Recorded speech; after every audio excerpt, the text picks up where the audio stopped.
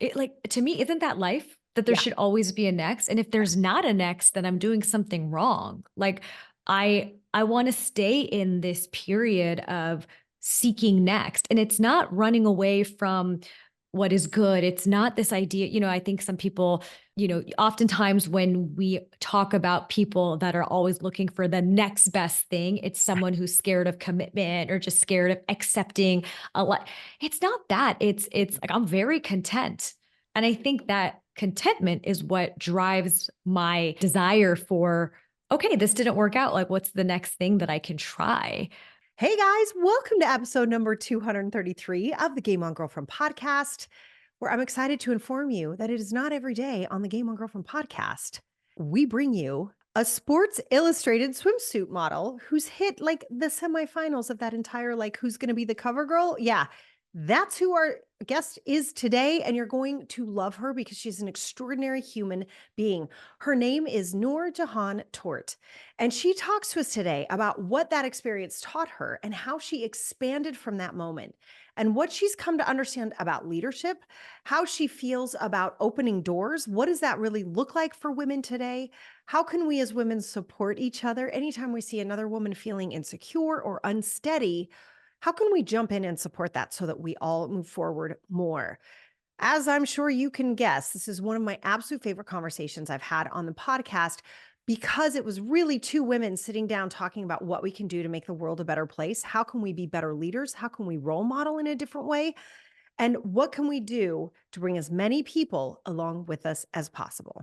NoorJehan is currently brand strategy lead, group executive vice president at the healthcare advertising agency Area 23. After unexpectedly making it to the semifinals of the 2022 Sports Illustrated Swimsuit Search competition, NoorJehan made it her mission to get women excited about the prospects of falling on their faces over and over if it means that they're working to make this one life on earth count. She believed that becoming a Sports Illustrated model would represent the culmination of a lifetime spent searching for her true identity. But the experience helped her realize that her childhood dream was not only to be a cover model, but also a role model, one who empowers ladies to show the world in every way, from every angle, who they really are unapologetically and admits the multitude of societal pressures put on women to conform. She wants to reassure her fellow females that living the life you painstakingly cultivated for yourself is worth even the worst days, all of those worst moments. Because wouldn't you rather stumble living your life than squander it standing still? I think you're going to really like what she had to say about, wait for it, about trends in social media and comedy writing. Oh my God, that was like such a fun thing for you to listen for. And also pay attention to who this human being is on this planet right now. Pop in those earphones and let's get to it. You're about to be inspired. NoorJehan, welcome to the Game On Girlfriend podcast. I'm really looking forward to diving into all of the things with you today about women and empowerment and leadership and doing. And oh my God. I'm so excited to be here. I feel like the energy is so high just because of the connection I already feel with you, Sarah. So I'm That's excited. so great. I love it. I love it. Sometimes, you guys, maybe in the podcast, we will let you in on the pre-record conversations because they are so much fun. We have way too much fun. But NoorJehan, as we jump in today, I think there's so many amazing topics we want to cover. You have such an extraordinary journey. You have such a clear passion for so many different things in life. There's so many different ways you could clearly have taken your life, different things you could dive into and do. And right now, you're really focusing in on leadership and empowering people and having women understand what's truly possible. But why? Out of all the things you could be doing on planet Earth right now, you're on this podcast to talk about this. Why is this what makes your socks roll up and down? That's such a great question. And I'm going to give you my honest response. It's a selfish reason because leadership and empowering women Hmm. actually, I have found, is making me more productive in all of my own passions and my own life. It's making me go out and try these things and go for all of the goals that I had set for myself or the dreams that I have wanted to see come to fruition. Mm. And leading or empowering, however we want to talk about that, what it does for me is it is reminding me that there was a time in life where I was told by society or I was in the wrong situation or wrong relationship, and you felt threatened or insecure by other women. And Mm, that held me back in so many ways. I was so consumed with worrying about those things, even if outwardly no one knew it. Inwardly, I knew that I was feeling insecure or mm. threatened. I'd like to take a lot of pride in myself and say that from a young age, I've never been a competitive person. So I'm not the one making other women feel uncomfortable, but I was constantly maybe feeling insecure. And all that was doing was robbing me of time to do what I wanted to do and to put myself out there. So why and even the leadership component of my life right now, I don't think I would be embracing it or be excited about it or having fun with it if I wasn't at a place of knowing that empowering other women and celebrating them and seeing all the good, all that's doing is playing back in me a really awesome feeling. So maybe other people will say, oh, it's magnanimous and I want to see every woman win. I do. I do. But God, it feels good to feel good going to bed and waking up in the morning. Oh my gosh, I don't think anybody's ever answered that question that way, and I think that's incredibly honest, but it is true, and it's one of the reasons I'm a coach, right? I have to eat my own dog food every day. I can't tell people that they can live their best lives, and then I'm like, you know, hiding in my pantry, shoving chocolate in my face, right? Like, that's not how that's gonna work. So I really love the honesty there, but I think it's also you're pointing to something that I think we as women really need to talk about.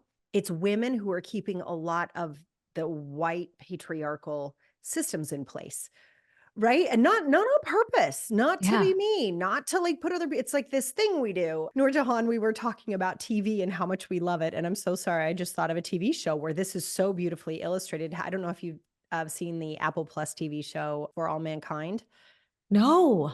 Fantastic, right? So Okay, it's I'm about putting it on my women. list. It's really interesting because it's about the past, but things have gone wrong. So you don't know what's going to happen. It's not like sometimes, we watch TV shows and we're like, oh, this is when Kennedy was elected and this is when the Yeah. civil rights, all bets are off because things have gone wrong. And so you don't know what's going to happen, which is so cool. But there are wives getting involved in NASA, and there are the wives that are comfortable with this and fighting and pushing forward, and those who are keeping the systems in place. And it's Mm. so fascinating to watch. Like it's the women on women. It's not the men. Yes, the men are doing what the men do, but it's the Yeah. women on women, their conversations on the side that are sort of altering each other's trajectory. And Yeah. like, oh, but shouldn't you be home for dinner? And like, oh, but your kid doesn't want you anymore. He wants me because I've been watching him. Like that sort of energy of like, oh my gosh, it's always women on women crime is what I call it. And it's Yes. never intentional. It's always to be like the best mom, the best woman, the best wife, the best person, the best business owner, like that energy. But like, how can we do that? I really, really love what you share. Like, how can we do that in a way that lifts each other up without that judgment? But I think it's going to take conversations with each other like this one Yeah. to really start to alter and dismantle a lot of what we believe about ourselves. Absolutely. And all of that striving to be the best something is coming from a place of needing validation. Needing validation, where is that coming from? Because Mm. maybe you felt left out, or you felt wronged, or you felt rejected at some point in your life. And that cycle, I think we have to break. And it's funny because it is so much women on women dynamics that really steer this feeling of competitiveness or insecurity. But then at the same time, I think about I'm a work in progress. I think we all are, but All of us, who yes. were the people that helped me break the cycle when it needed it to be broken Mm. were other women. So it's like we are women on women, but we can't live without each other Oh, because no, I we think are we're also the ones helping each other break these cycles. yeah, no, I think we're definitely the ones that are gonna support each other the most. I think there's just a lot of healing that has to happen, Yeah, right? A lot of questioning of like, "Where did you learn that?" Or, "Why did you think that?" Or, you're already enough," right? Like, those conversations, we need to be there, and I do think when it comes from other women and it's super supportive, it has that much more power.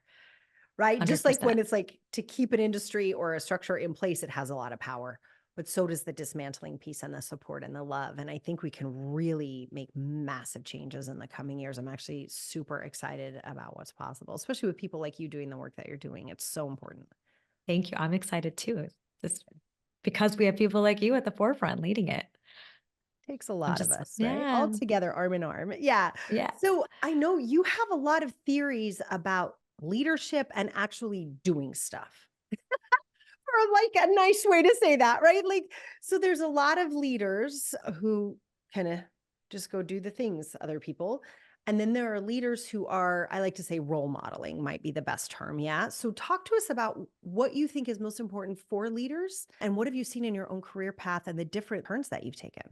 I would consider myself a new leader, right? I was just named co-lead of our brand strategy department at the advertising agency that I work at. And of course, I do not take this role lightly. I have passion for so much outside of work, but that doesn't dilute the passion that I do have for the work I do and the people I work with. And one thing that I have to keep reminding myself in self talk in the morning or when I go to bed at night is that leading equals doing. I've been mentored and I've been, told you need to delegate and your plate's going to get busier. So you have to get comfortable delegating and role modeling. And I think sometimes what I'm seeing is that some folks interpret role modeling as, okay, I want to be someone that my direct reports look up to and Mm, that they strive to become. And I'm starting to embrace that perhaps my interpretation of role modeling is I want if you are my direct report in the line of, management, but I want you to see me and it's not that you're looking up at me. I want you to be looking to your left and looking to your right and seeing me and going, gosh, I'm just so happy that she's here and she's doing this with me. I'm going to get it done and it's going to be done well because NoorJehan is here supporting me through it. And I think that's where I come with this like leading equals doing for me. And I'm not saying that I came to this out of some amazing epiphany. I wish. I actually had to convince myself of this because I felt like I never forget my husband called me. This was just a couple weeks ago and he said, "What are you doing? Can you go run this errand and get this done at the bank?" I said, "I can't. I'm sitting in market research." And he texted back. He's like, "You still do market research? I thought you just got promoted to the co-head of the department." And I said, "Yes, but it's hours and hours upon hours of market research. I'm not going to leave that to the two, we'll call them the junior strategists to do like that. They have other accounts. They have so much to do. That's just not fair. But if we distribute it amongst the three of us, we'll get it done faster. It is what it is. You can be a head of a department and still sitting in market research. And that's when I had to remind myself, you know what? You're not doing it wrong. This is just your way of leading. And that's my philosophy on that. oh, I love that. So getting in the trenches, basically, And that's no, and part of no, role modeling. Yeah. yeah. And knowing when you need to get in the trenches because it's for the greater good of someone's well-being or someone's mental health. And then also knowing that when you build that kind of trust and you earn that person's trust and you've shown them your credibility, there is never going to be a time in corporate America where a hierarchy won't come into play. But if that then means that I have to tap that person and say, hey, we have a new business pitch. It's going to be grueling. It's going to be long, Mm. but I need you to lead that. I hope that that person remembers that, okay, you know what? I can do this. I will do this. NoorJehan's asking something of me and I will do this because hopefully I've earned their goodwill. Oh, I love that. Yeah, earning the right to make a request. I kind of like I just coined that with you right now. But I I love love it, Sarah. that. You just, this is why you do what you do beautifully. Yes. But Earning I the right to really make a request. it's kind of like, I talk a lot about influence too, Noorjahan, and I think one of the reasons people don't have more influence, which is exactly what you're speaking about, is they think it's just automatic. Well, I Mhm. have this position, so you should do what I say. That is not how that works.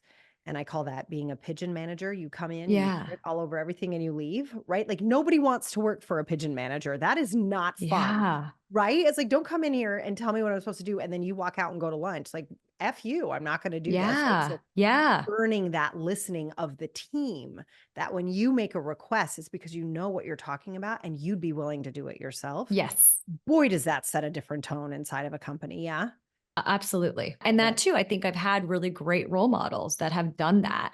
I've had experiences where I've witnessed people not doing that. And that was seared in my brain. Mm, And then continuing to be around folks that did do that, that's who I then wanted to emulate. I was looking to my left and they were right there, but I still felt like I wanted to emulate them. But sometimes the people that I was looking up to, I didn't want to emulate. mhm, mhm. I got it. Yep, I can totally get that, and I think everybody listening can get that. Like, we've all been in that position of like, "Really? You want me to do this? Go to lunch," right? It's like Yeah. and not feeling like you could rely on them or that there's somebody that you want to emulate in any way. Yeah, Very powerful exactly. stuff.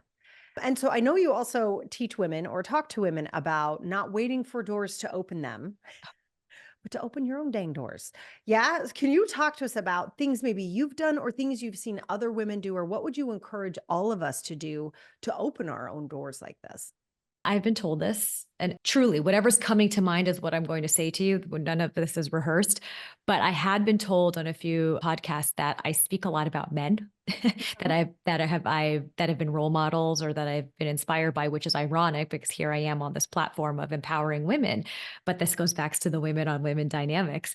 But my mother just got back from a 2-week trip to India. My parents are both immigrants from India, and they hadn't been back since 2018 and then COVID, and both of them had been sick. So it was a really important trip for both of them to make. And they're both much older. I was hesitant and I was thinking about them constantly. And so she finally got back yesterday and she was telling me how different India felt to her and how much it's changed just since 2018. But as she was talking, I got the sense that she was really telling me how much it's changed since the 1950s, like that, and that I can never imagine, moving away from home and building an entire life with someone she, did not know all that well. Her and my father's courtship, as much as it was like partially arranged, it was a courtship, but he was already here and they were writing letters. And then she just picked up and moved to this country. Wow. And I told her last night, I was like, I really missed you. And she said, you live on the opposite coast. You never see me. I said, no, but I just knowing you were in a different country, I missed you so much. But hearing her talk, I think she is a really great example of someone who just Mm, opened her own doors. She came to this country and she had to figure it out. And that meant every single day she was mm, opening new doors for herself. And you can take this as literally as you want because my mother grew up very privileged. They grew up in a very privileged household that there was drivers, every child had a nanny. There were men opening doors, opening gates for them their entire lives. And so she came here and she had to work really, really hard. mm, And I look back and I see that every new thing she had to learn, she had to figure it out herself. So that is, I think, where I get this inspiration of, and I only knew that in retrospect, that, oh my goodness, my parents had to figure out how to not just open the door, but how to build the door and then open it. wow. And I think that is what has, you know, driven me Mm, that and again, and I hope anyone listening can relate to this. I don't come from a place of wallowing in self-pity when I say this, but I think you oftentimes as women, sometimes we might look at other people's lives and think, gosh, they're so lucky that things just work out for them. Or, yeah. oh my gosh, like fate is just on their side. And you look at that and you observe that. And then all you're doing is counting all the reasons and all the times things didn't work out for you. And Mm, I did that as a young girl. And what I had to do was shift my perspective because of my parents reminding me. They said, we always look at your life and we think, how on earth did we raise such a resilient daughter? oh, Because every time a door has closed on your face, you will call us the next week and somehow be talking about something. And we look at each other and we go, my gosh, she just opened a new door. And that's where it came because and I didn't look at my life that way, mm, but they looked at that as resilience. And whether it was in personal setbacks or, relationship setbacks, professional setbacks, dreams being crushed, like all of those things, it spans everything. And I have that mentality now because time is so precious. And I just think I'm just going to open my own door. So every time I get rejected, because it happens all the time, constantly on a minute to minute basis, if you really peel back your life, you will see that you are getting rejected more than you were ever mm, getting accepted. And that's mm. okay. That's life. But my mind immediately pivots to, okay, how do I open my own next door? Love that. You know what I'm hearing? I'm sorry, I'm such a coach sometimes, I Noorjahan. love it. I That love was it. gorgeous. And thank you for sharing that with us about your mom as well. It's like, as a coach, I feel like I'm constantly saying there's always a next. This isn't over. There's Mhm. always a next. There's always the next thing you do, the next email you send, the next post you produce, the next offer you create, the next phone call you have. Like, there's always a next. And it sounds like opening our own doors is very much like constantly looking for the next. Do I have that right? Did I totally You make that up, or is that right?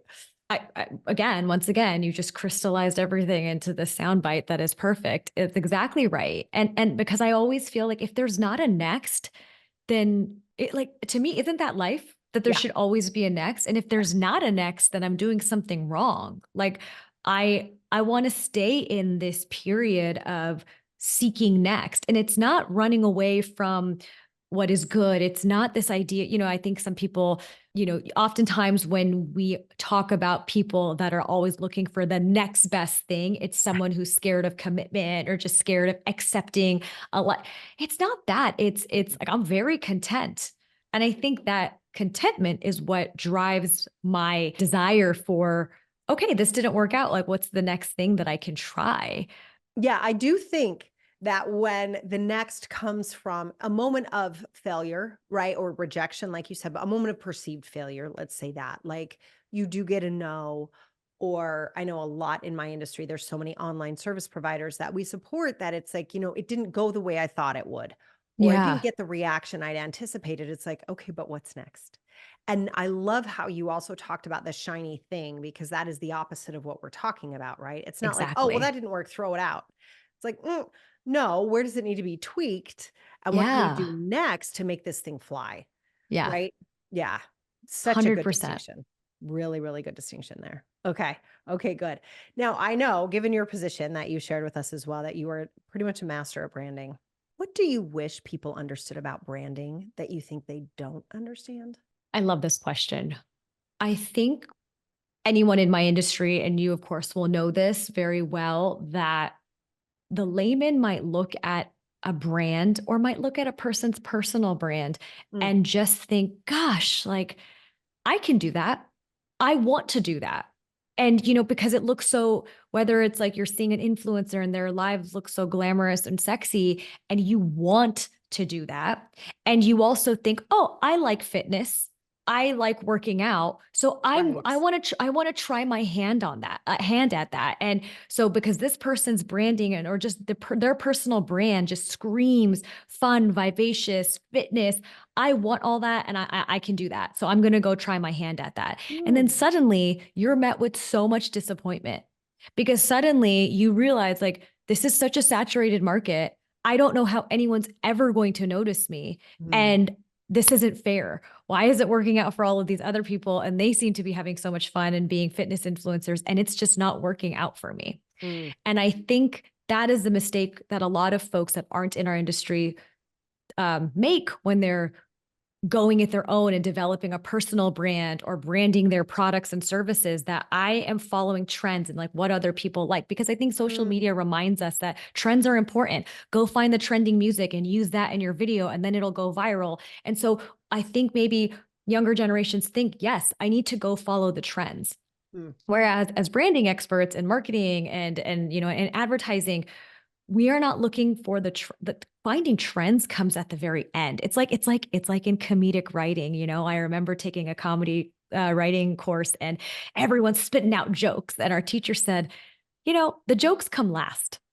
You got to Wow. figure out the structure. We need to figure out character development, and then the jokes come last. And so we tell our clients this too: the trends Wow. come last. Mm, You need to figure out what problem what problem is there that you can solve. right. Okay, so you do like fitness. Who cares what the actual fitness influencers are, what they're doing? You need to focus on your audience and like what problems are they still experiencing Yeah. by using the services of fitness influencers. And then you identify that problem and then you sit and go, okay, regardless of what person A, B, or C is doing, is there a way that I can solve that problem? Then you say, yes, I know a way to solve that problem. Then you Yeah. have to ask yourself, is there a way that I can solve that problem uniquely? And then if you feel like confident about the fact that you have a unique solution to this problem, maybe everyone's trying to solve it, but you have a unique solution, and then you go out with your personal brand, Yeah. that's when you might start seeing traction. Got And it. so that flip, and then start using the trends and figuring out like, okay, but I think most people don't start by focusing on the problem that their brand could potentially solve. I love it. You just like made my socks roll up and down. That is my favorite question in the world. What problem do you solve? Right? Like, I love that. And it's so, I think we got another soundbite coming up, and that is like the jokes come last and so do the trends. I love that. What a great Do-do-do. story. Shh. Oh my God. I love There it. are I so love many. it. So before we wrap up today, you have an amazing new protein bar out. Yeah, plant-based protein bar. I'm personally Yes. excited because I eat plant-based, so I'm super And we're going to excited. send you a whole box. I can't wait for you to try it. I just died. I just died dead. So, but I'm so excited. So tell us, like, how did this happen? You're like this incredible, like corporate slash serial entrepreneur. So for people listening, you can do both. I'm loving this.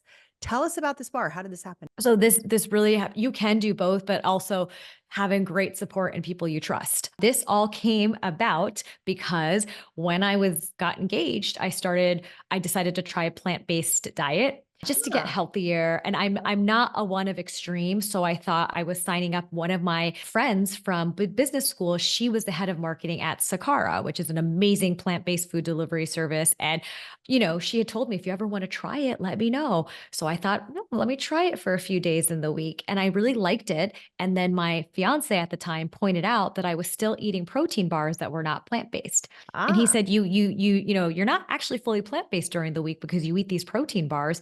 And I said, well, it's fine. And he said, well, you feel great. Maybe you'll feel better if you have a plant-based protein bar. I went out, bought the plant-based protein bars, and I did not like the taste at yeah, all. yeah. And they, great nutritional value. I did not like the taste. And that's then and he's a, serial entrepreneur. He looked at me and he said, okay, I'm going to make you one. I'm going to make you a plant-based I protein bar love that it. tastes good. And I'm like, okay, I'll plan our wedding. And if you make a protein bar, I'll plan I our love it. wedding. I love it. But Good that's division of how it labor. came. Yeah, Yeah. but that's how it came out. And of course, I'm oversimplifying it. But we really had to. Then, of course, the marketer. I've gone from marketing to advertising and branding. That person in me really then started zeroing in on crystallizing the problem we were solving for the target audience that we Mhm. wanted to go after. And of course, he was managing all of the like, where do we find the food scientists and we had to learn a lot about CPG and ingredients, and we learned a lot. And we made a lot of mistakes. We're still making a ton of mistakes, but here we are. And our company's called FGP Bar, Fiber Greens Protein. Love. And it's a 1.5 servings of greens in every single bar. Oh my And God. I mean, that's where we thought the audience that eats protein bars, a lot of them aren't getting their greens and they're Agreed. so focused on getting their protein, but they're not getting their greens. And of course, after going plant-based and seeing all the benefits of the greens, we thought, how can we bring that to them and a great tasting bar?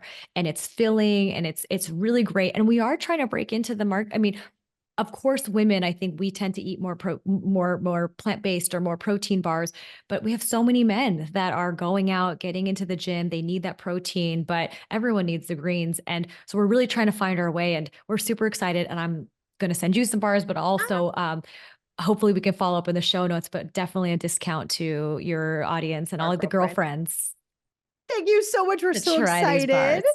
I love it. No, I'm super excited to try it out because it is something, I have definitely had a hard time finding because sometimes we need it. I'll make my own or I have a couple recipes here and there, but it's not the same as just being able to throw something in my bag, when I have to run around all day or things like that. So that is fantastic because it is hard to Yeah. carry around a salad. And I do and it, feel but and it's hard.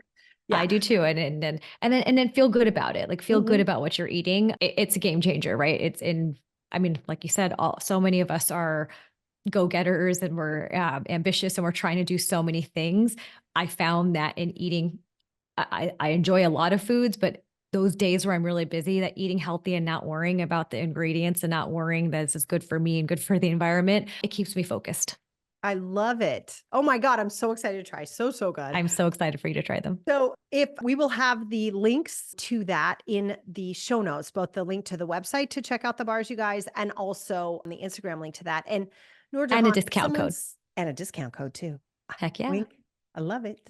So if someone's like, oh my God, I love NoorJehan and I want more of her in my life, you hang out on Instagram the most, if I have that right. Yeah. I do. I hang out on Instagram the most. You can find me. It's my full first and last name at NoorJehan Tourte, NoorJehanTourte.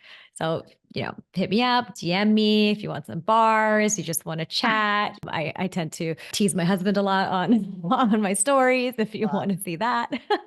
So fun. So fun. Oh my gosh, I love it. You guys, we're going to have a link to her Instagram account underneath this video if you're watching on YouTube, or in the show notes if you are listening in. NoorJehan, thank you so much for spending so much time with us today. I'm so grateful for your story. I'm grateful for the work that you're doing. And thank you for sharing the journey so honestly, so we can help more women break things down and move up. I love this. Thank you so much, Sarah. Someone asked me a couple weeks ago, what's your brand? And I said, I aspire to be a breath of fresh air, but you really are. Oh, that's so nice. Thank you. I so appreciate that.